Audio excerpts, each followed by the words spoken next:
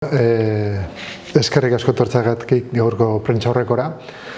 Jakingo duzuen bezala gaur aurkezten dugu beste aurkezpen badakagu eta gaur aurkezten dugu lehen parke estalia hemen Urnietan. Estali dugu plaza bat, baina kasu honetan estaliko dugu parke bat, horrentzako parke bat.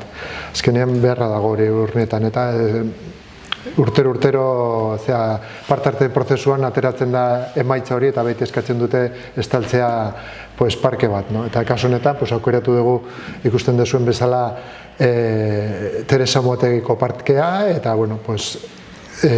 aurten aurrera eramango dugu. Zer esan obraren ari buruz? Polikarbonatoko kubierta bat edukiko dugu, estruktura metalika, LED-eko argiteria egongo da, 6 luminaria, eta nik uste dut oso integratuta geldituko dela parke osoan, eta guk uste dugu polita geldituko dela.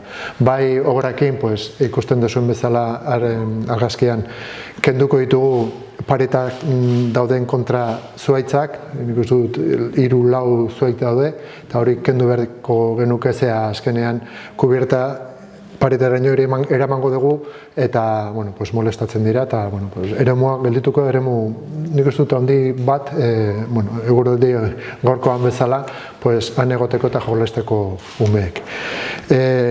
Aurrekontua €300.000 inguruan izango da, pixka gehiago, eta iraupena 6 hilabetea izango dira. Orduan, suposatzen dut urte bukararako egongo da bukatuta, eta neguan eta hurrengo urtean aparte hasiko gara erabiltzen. Esan dut bezala parte-hartze prozesutik dator, urtero eskatzen ari dira, espero dugu aurten edukitzea eta hori ere jarri martxan. Eskualde berri honekin, udalak Urnieta hobetzen eta behar berri erantzuten jarraitzen du, gune udalerria gero eta leku egokiagoa izan dadin bizi proiektu bat garatzeko. Eta nabarmendu nahi nuke helburu horrekin egiten ari garen lan guztiak eta azken hilabetetan egin ditugun eta martxan jarri ditugun hobekuntza guztiak.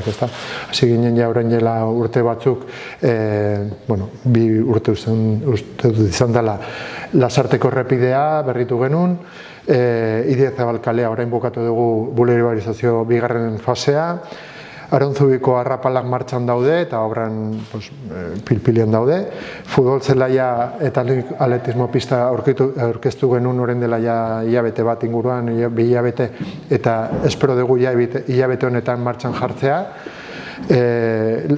Aste pasatan aurkeztu genuen eta berehala hasiko da ere obra Etxeberrika plaza kirolgune berri bat, eta gero ez dira gure obrak, baina bai martxan daude ere hezkuntzako obra, Eusko Jaurlaritzako obra, EGAPek edo bigarren hezkuntzako eraikin berria martxan dago berriz, eta Foru Aldundiko obra kasu honetan bide berde eta Lasarte eta Urnieta konexioa bide berde ez. Beraz, Urnieta garapen on bat izaten ari da, guk orain arte bezala lanean jarraituko dugu, herritarren ahalik eta zerbitzu eta baliabide onenak izateko. Eta espero dugu hau laguntza ere, kasu honetan linea horretan jarraituko dugula.